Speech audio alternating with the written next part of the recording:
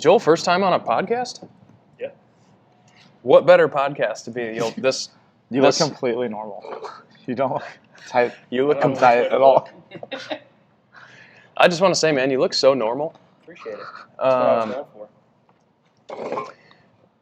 Well, you've chosen a great podcast as your first. This is going to go out to 7. dozens of listeners.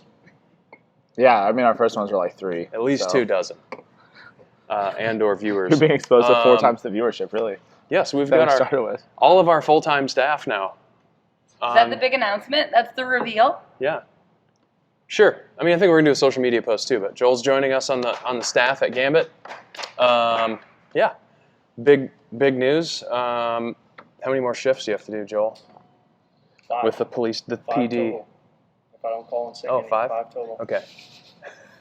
If I don't call it sick. If you do 0 total. And if I know anything about Joel, he's for sure not going to call in sick. Yeah. So 5. He'll end up doing 5 7 total, just for Yeah. good measure. What are you most looking forward to with your career change? I mean, Leaving the police department. yeah, a little bit. There's a lot I'm looking forward to. Obviously, I have a huge passion in this health and fitness industry, especially here at Gambit through CrossFit. Even when I worked in the fitness industry before, it was more, obviously I was full-time at Orange Theory doing CrossFit. So I never really dove into coaching or the one-on-one as much as I would have liked to. I just kind of stuck with Orange Theory and coaching those classes. So a little bit more interested in getting moving on CrossFit, really. What are you going to miss the most? I mean, there's a sense of pride as much as Yeah.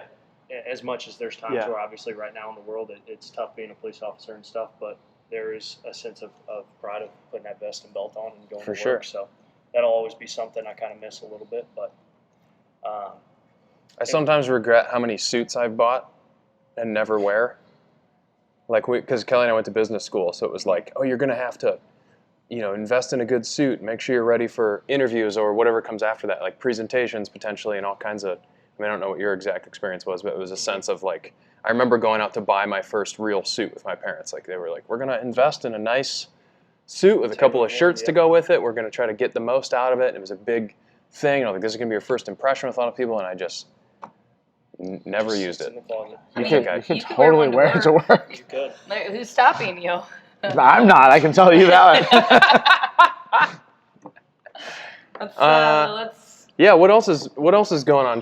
Sean, what have you, we always like to talk about like what we've been getting into. Yeah, I've got You've just moved. Yeah, I just spent the last weekend moving. That's fine. So. That's your thing that you're into. Yeah, I mean, I got a Roomba for the first time ever. It's great not having to sweep the floors after dogs. That's great. So that's a plus.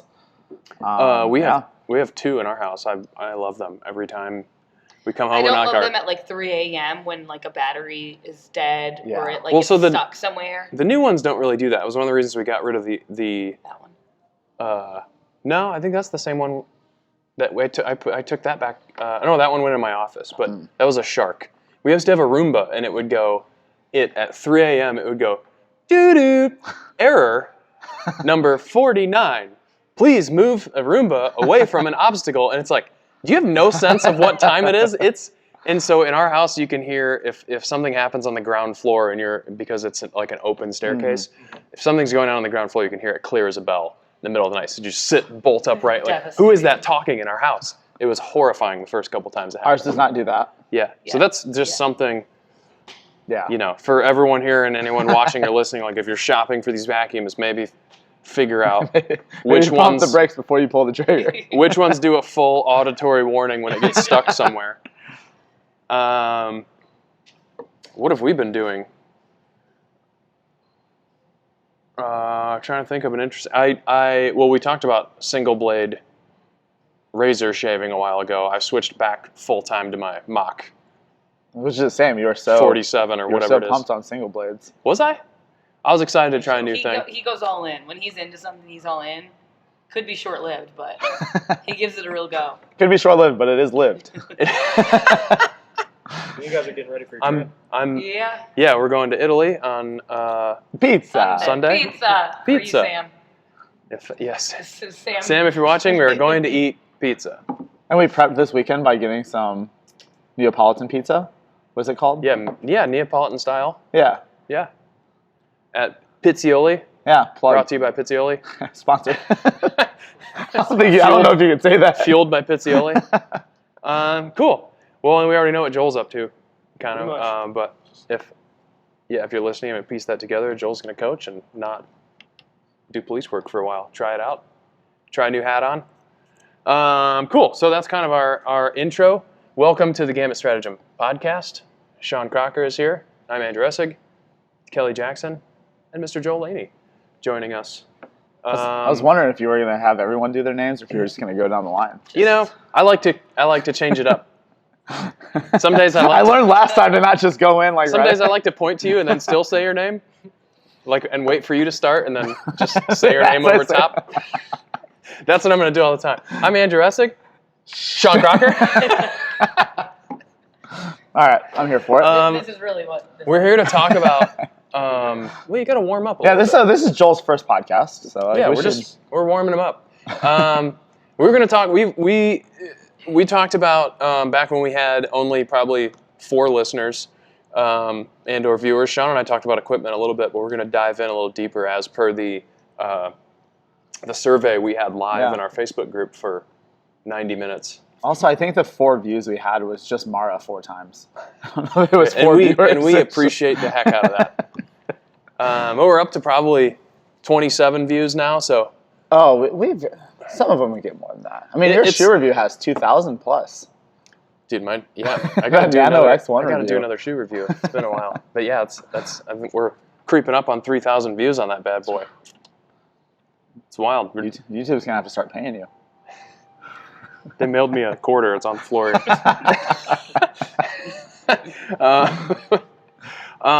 So we want to talk about all the equipment, and I think we had talked about tossing in some hand maintenance tips, because I know Kelly and myself have very different approaches to hand maintenance. I know you and I have very different approaches. I know you and I. Yeah. Sean's more of a single blade razor kind of guy.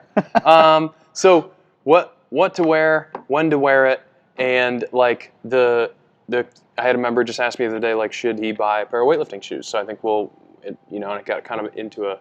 What should you get? Yeah, should you get them, and which one should you get? So Kelly's got a list. We'll work our way down. Oh, sound good? Okay.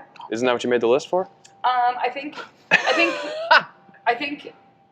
Let's start with pick a single piece of equipment that you think needs to be a staple in your gym bag. Like, mine's jump rope. And the rule is we can't say the same thing. You can't twice. say the same thing. And I think mine. and it's Joel's already called dibs. Joel gets to go first. That's not fair. So Joel, what's your I already staple said item one. that you should right. invest in? Mine would be a jump rope. Why?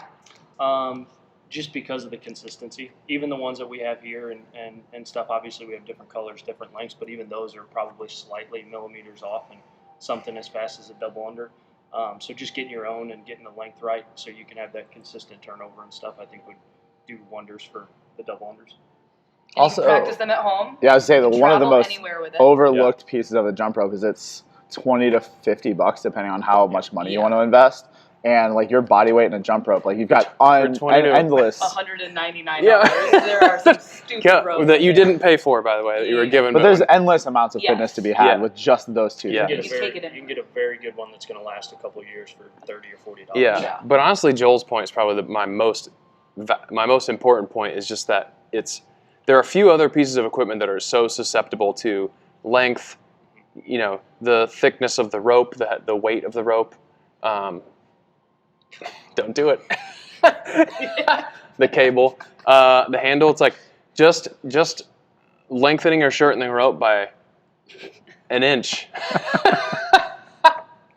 can make a huge difference. Yeah. I have 2 ropes that are identical and they're slightly different lengths. And if I like one of them, every time I change my cable, it takes me a week to 2 weeks to just get used to the new cable length, even if I do my due diligence to make them the same length. Yeah, because you kind of train your arms to sit at a certain height, and then it's like really difficult when you're fatigued and for better or worse, to adjust. I think jump rope's a phenomenal answer. I think Joel took all 3 of ours. And on that note, I always point out we have ropes here that are kind of meant to be more durable than good. Yeah. So they're like great to learn on. So they're a larger diameter cable, but it's also a slower cable, so that makes it easier to learn on. But it's not like you can learn a double under, but it's unlikely you're going to be able to like rattle off 100+ double under. So the idea is like once you build that skill, this rope now you've grown out of this rope, and it's time to buy your own. Also, they're a little more durable. They can be tied in knots and untied and that kind of thing. And then they're also a little bit like not the best by design, because we're not intending to provide you a rope. It is the best. It'd be like us trying to provide you a pair of shoes. Like it just doesn't make sense for us to try and I would say like do that. Even if you're just starting your on-ramp, like buy a jump rope. Yeah. And even if you don't care about CrossFit, my buy opinion, a jump rope. the important point I always like to make is buy the lightest handle you can get that still spins the way you like. Like Joel and I talked a little bit the other day. There's a lot of like really nice handles that are machined out of aluminum or whatever, but like we talked about the RPM ropes. I don't understand RPM ropes because they don't spin well. Do you jump with an RPM rope? Do you like it? Love it. Does yours have bearings in it? Does it spin? It does not. Maybe, I don't know.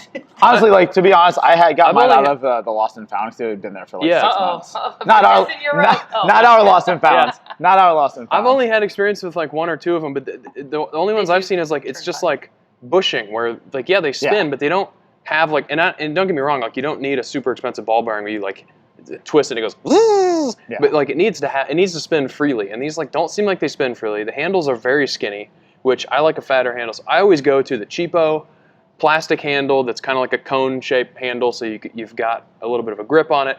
And in my experience, I like the cable to feel heavier than the handle, because that gives you the most sensation in the rope and the most awareness of where the rope is in space.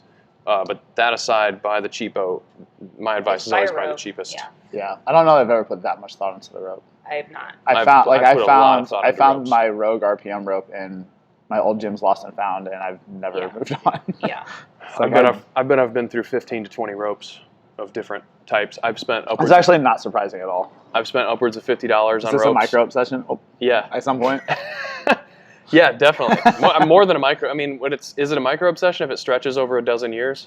I say like maybe flirting with macro. It's a good question. But definitely, I think the blanket statement would be like, get your own rope, because no matter what it would be, no matter the weight, the length of the cable, it's all. I could literally talk about jump ropes for an hour. Well, it's not. So, Sean, what is your staple? What's our order? I was going to say it was your turn. No, I was going to say, okay. Okay. I would say my staple would be a good pair of training shoes.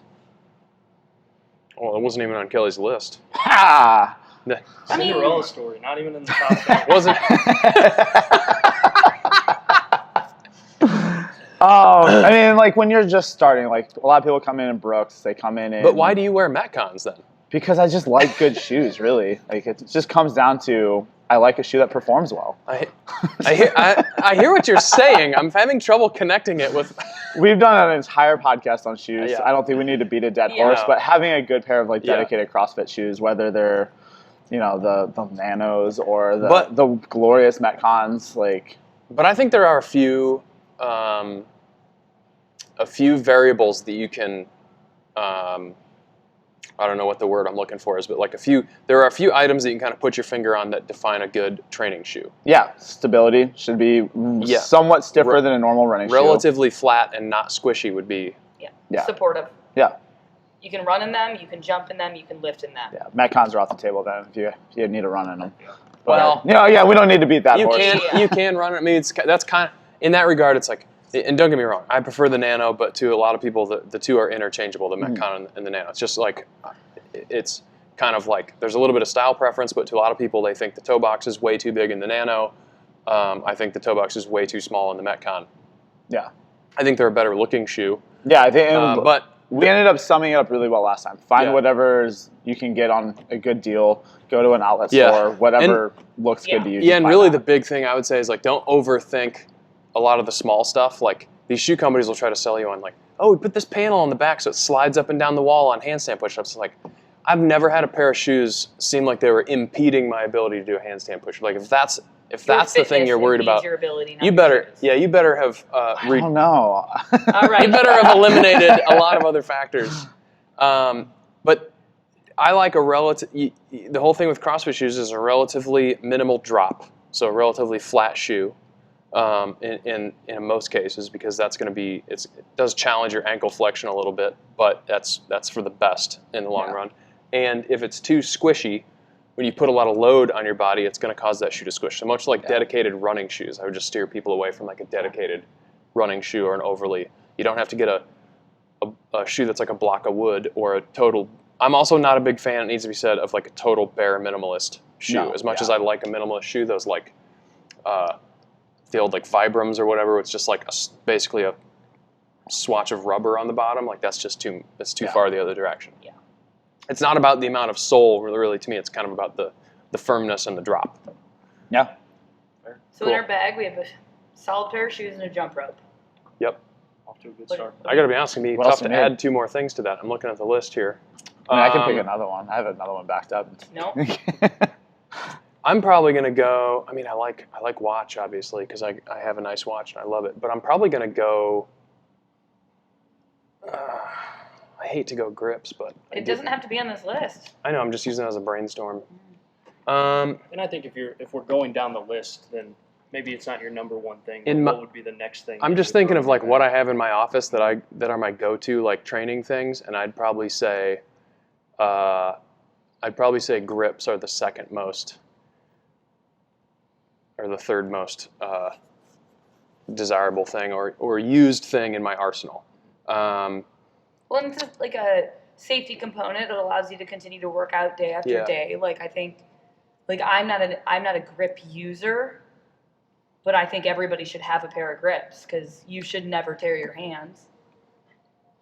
You should barely tear your hands. I had grips on. Like, there's times and places. Well, and they're just like for us. I think those of us that have kind of dedicated the bulk of our time and life to fitness, it's kind of like, tear your hand and kind of get on with your life, like take care of it and move on. But there are those of us that are like working in professions, like I'm picturing like a doctor, a dentist, somebody in the medical field that has to wash their hands constantly. Like, don't tear your hands. Like that's horrible when you have a really bad hand tear. So like grips prevent that. They, like you said, there's a little bit of a safety component there where it does improve your grip on the bar. But it's one of, I guess I hesitate to point it out because it's definitely one of those things that you shouldn't go in 100% on. It's not an absolute thing. Like, it's knowing how to use them. Knowing how to use them, and if you're doing deadlifts, you don't need your grips. Yeah, and like you're warming up with like I always say, with like, hey, when you learn to, I was talking about like pull-ups, butterfly pull-ups the other day with somebody. It's like, hey, when you learn to do a butterfly pull-up, you shouldn't stop doing a kipping pull-up or a strict pull-up. That's why you always see us program those things. Just like when you learn to sprint, you shouldn't stop walking. It's not like you start just sprinting everywhere. Like if you learn. That would be amazing. There was that guy we knew at Northwood that ran everywhere. Didn't you know that guy? Woo. I never knew him, but this guy had jacked legs. Oh, he's half my size, but no upper body, but just the most muscular jacked legs I've ever seen. He literally just had his backpack on and he jogged from class to class. He just ran all the time. Good for him. Yeah. But it's kind of like once you learn to use grips, you don't want to rely on them all the time. There's definitely time and a place. So like when the reps are a little bit lower, and the demand is a little bit less, I will still try to go without grips. Or like something I've been doing is like throughout the entirety of the warm up, like still doing without grips. When the workout starts, like put them on just because you're going to go faster. It's going to protect your hands. You don't have to worry about as much. Yeah. Kelly. Mm-hmm. There's not much left. This is probably creatine. No, wait. Lifters, no. Kelly's notorious for love Kelly going last. Kelly's notorious for not using anything, so. I was like looking at this list, me personally, I think like a watch is a staple item. That might just be because I coach, and so like I live and die by it when I coach classes. But for me, like every time I start a workout, I don't have a fancy watch. I never set it to like, I'm working out, track my heart rate. For me, it's like... It's a Fitbit, though. If we're doing splits and stuff... You just don't know how to use it. Well, and I don't need to. I know how to push start and stop and reset. I'm just clarifying. And I can check my text messages. Yep. That's all I need. But, like, for me, it tracks my splits. Like, if I'm out for a run, I can be like, this run should not take more than 2 minutes, and I can kind of check in during it. So... I think, but also for me, I look at how frequently I travel and like, hey, 5 minutes of air squats, go. And I know everybody will be like, well, your phone does that for you. Cool, it does. But like for me, a watch is just like, it's always with me. I can drop into a workout. Well, during workouts, it's so much easier to have something on your wrist to keep track then. Yeah. So I know it's not like, I don't know. You can. That would have been just looking at your list. That would have been my, like, even as a coach too. I just love the stopwatch feature. It also, like, I check out my calories just because it's kind of like, it gives me a good quick, it's right on the main screen, and it gives me a good quick barometer of like what my activity level is for the day. Like, do I feel like I have been active enough or not? And yeah, having those like timing components, if you are going to do EMOMs or AMRAPs or Tabatas, all that kind of stuff, like a watch is great for that. And I've become a huge proponent of like sleep tracking just as a reference point. I'm kind of becoming a little bit of a data nerd on that end of things. So that's a great investment. Yeah. Do we want to continue down the list? Do you need knee sleeves? No. I was just going to say we could kind of rank things. I was like, my second option would have been thumb tape. So that's the other thing. Or maybe just that's what I was going to say too. Athletic tape. Yeah. Because like if you do have a nagging wrist thing, you can wrap it in tape. If you have, I mean, and if you don't have access to chalk, but you have tape. And if you do tear your hand and you need to bandage it, the best possible thing you can do, I think, is put a Band-Aid on or even just a paper towel and then tape around it so you. Like, if it's Halloween, you have a portable costume. Joe and I were talking the other day. It's like we don't touch a barbell anymore without putting tape on our thumbs, just because it makes the hook grip more comfortable. Like so for people who are over chalkers, put some thumb tape on. I thought you were looking at me very intensely. Like for people that are over chalkers, I was just trying not to stare directly into the camera. Sean, sorry, Christine didn't feel personally attacked. I tape my thumbs all the time, even dumbbell stuff. More than even barbell stuff sometimes, because I'll get that. It's just a good universal. And it's cheap. Like, why not have it? It's a There's versatile. no reason not to have it. Yeah, it's a versatile tool to have in your bag. Yeah. So no on knee sleeves. Is there a scenario in which you need knee sleeves? Lunges. I would say no. Correct. I use them more for lunges than anything. Lunges. And if you're in a hard, dedicated weightlifting cycle. I'll even push back against that one. When I was competing in weightlifting, I wore them religiously every day, every training session. And then I stopped without doing anything different, like literally actually probably increased intensity. I stopped using them. I had 1 week of my knees feeling like trash, and then they just kind of adapted to it without the support. And I really haven't used them much since. I think the big issue with knee sleeves is if you feel like you need knee sleeves for support or for warmth, there's probably a bigger issue at hand. Like you're not mobilizing properly or warming up properly. And I'll use them for 1 rep max competition attempts. Like I used them at Monster Games for the 1 rep max clean. I used them at quarterfinals for the same. And I think that's just psychological. It's like I know getting under a heavy weight, emotionally I feel like I can stand it up better or more reasonably. Whether that's true or not, I don't think it is. I find myself it's a psychological thing. Going to mine if, like you said, like a competition setting. If we're doing a comp, I'll throw them in my bag usually, or wraps or something, because it's usually like after a couple of events in one day or across 2 days, like you're just starting to feel it a little bit. The volume's catching up. Well, that's why I say, like, if you're doing a really hard, like if you're still attending WOD classes and you're really doing a fully loaded like weightlifting cycle, and there are times where you're just like, man, I just need my knees to warm up and loosen up, and so I can get under the squat and just feel good about it. But again, it's something you shouldn't be relying on 100% of the time. It's not like once you start squatting with knee sleeves. It should be a once in a blue moon. Yeah. I will wear knee sleeves for, like I said, the lunges or pistols. When it comes to a weightlifting, which I know we're going to get into the weight belt things too, but that I see those kind of the same thing. Like I will only use knee sleeves and weight belts for a lift if it's like 90+%. 90-95% is when I'll start slapping those on. Other than that, like even like the weightlifting now, since we're doing 5 rep maxes or whatever, it's light enough load where I don't think about putting any of that on. Yeah. Same. And then half the time I put them on, they just stay over my shins. Like if you're doing a lot of pulling off the floor, it's really just to protect my shins. Yeah. Keep the bar close. Yeah. Which goes directly into the weight belt. Like, should you have one? If you're consistently lifting heavy weights, probably a valuable thing. I think it depends on your training history. Yeah, it depends on like what is your. If you're just taking WOD classes, I don't think so. I think like if you've gotten to the point where you've competed in powerlifting or weightlifting and like your body weight to strength ratio is high enough, like there's probably a huge benefit there. For someone that's like training less than 3 to 4 years, you probably don't need one. Because I don't think that your psychological ability to push those max loads is high enough. That tolerance. Well, and then you're just not developing that musculature. Like you're just turning it off and relying on. There's a learning curve with the weight belt. That's what a lot of people overlook. Is like you don't just strap a weight belt on and it works. You have to use it. And I always say if you can use a weight belt, you're actually building a skill that you can use without a weight. If you learn to properly brace into a weight belt and kind of expand into it,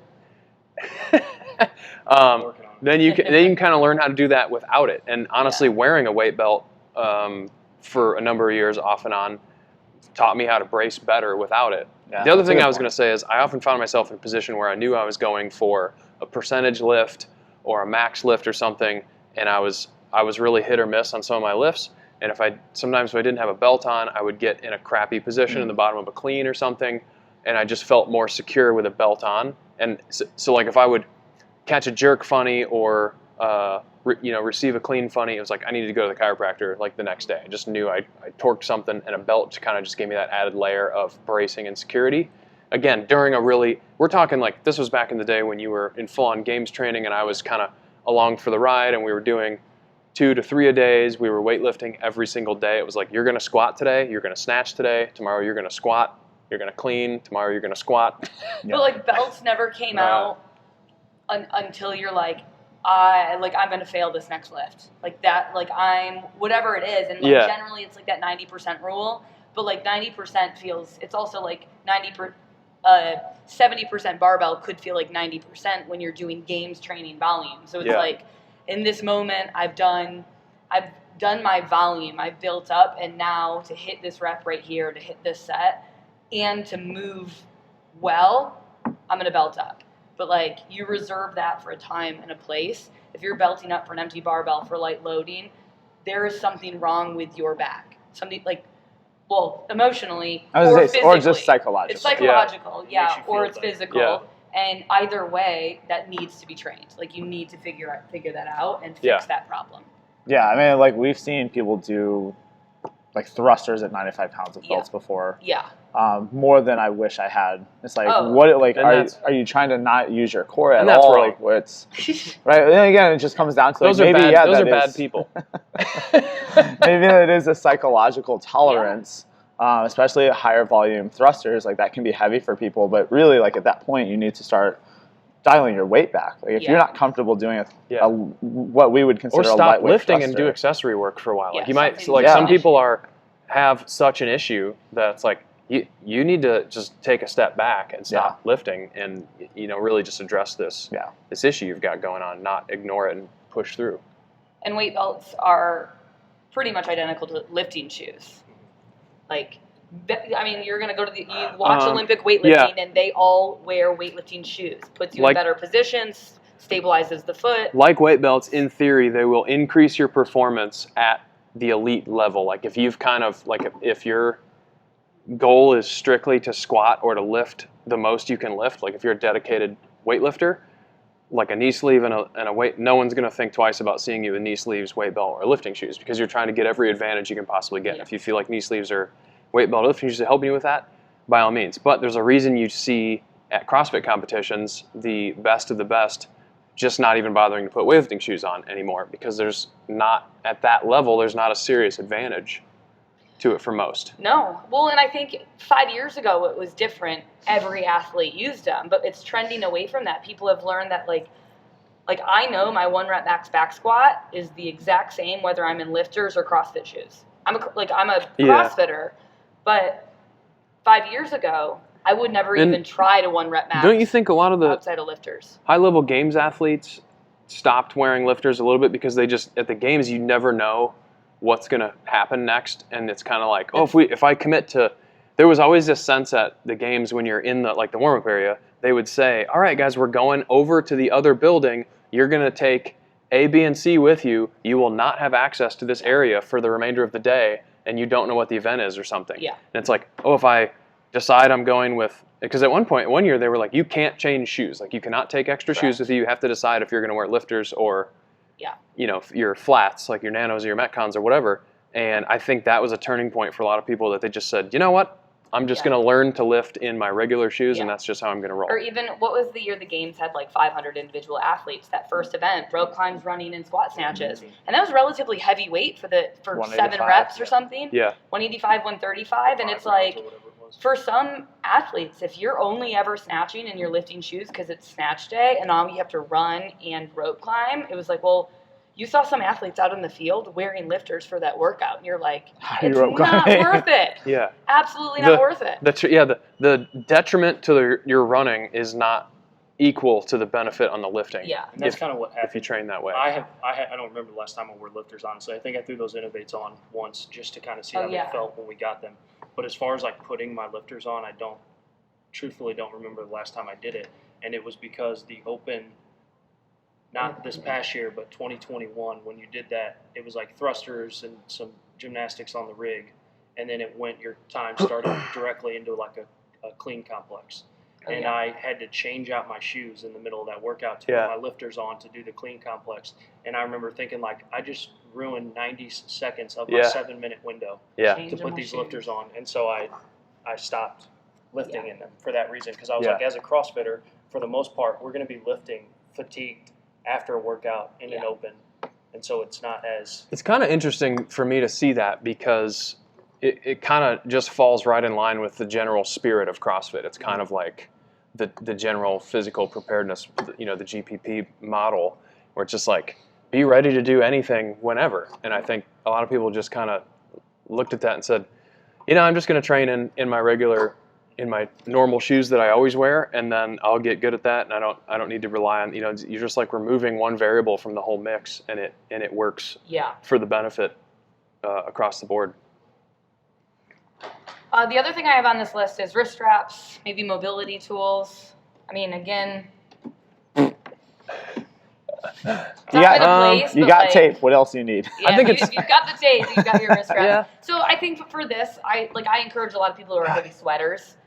Sweatbands. Like a sweatband or a wrist wrap. Yeah, I used to wear wrist wraps all the time, and I don't think I've worn them in 5 or 6 years now. I wear sweatbands a lot just because, again, my hands are just going to get all sweaty. It's just going to be a detriment. And again, it's not providing warmth or support. Like, it's not stabilizing the joint. It's just a piece of sock on my wrist. It's like wear a shirt when you do wall walks, because the floor is going to get sweaty where your hands go and you're going to cleans, like bar slips down your chest. There's certain movements where it's just like wear a shirt so your sweat has something to go to other than... Yeah, it's another one of those things, like I wouldn't say anybody that's highly specialized in one activity or sport should not wear wrist straps, but in general, your average individual doing CrossFit, a well-rounded fitness routine, really doesn't... If you're relying on wrist straps for an issue, you've probably got something you need to address. So like extenuating circumstances aside. I've got a client that played baseball through college that has broken his wrist a couple of times. Yeah. It's maybe put on a wrist wrap when we're doing, But if you've got like wrist heavy pain or something, that's kind of like a chronic thing or a nagging injury, it's like wrapping that up and just hoping for the best is not the route you should be taking. You should be avoiding the movement, not like wrap it up and grit it up. Mobility tools, I will say, I'm still a fan. If you're a Gambit member, we've got everything you need at the gym. If you want something at home, a lacrosse ball is a great investment because you can get one for like $1 at Play It Again Sports or whatever. It's like the cheapest thing. I haven't used it ever. And that's fine. Like not everybody does.